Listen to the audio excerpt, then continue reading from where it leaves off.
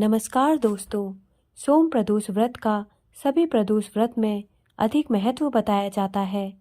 धार्मिक मान्यताओं के अनुसार प्रत्येक माह की त्रयोदशी तिथि में सायंकाल को प्रदोष काल में प्रदोष व्रत का पूजन किया जाता है।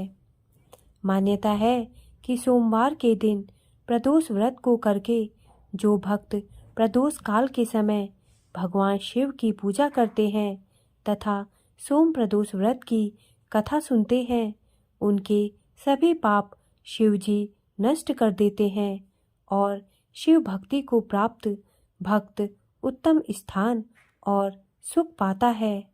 सोम प्रदोष व्रत की कथा इस प्रकार है।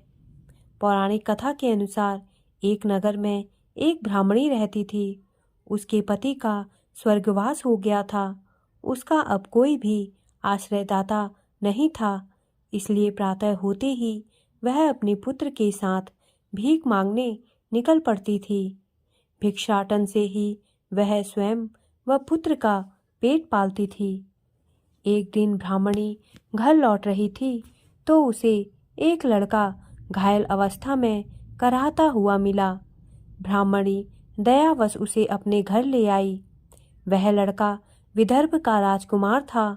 शत्रु सैनिकों ने उसके राज्य पर आक्रमण कर उसके पिता को बंदी बना लिया था और राज्य पर नियंत्रण कर लिया था, इसलिए वह मारा मारा फिर रहा था।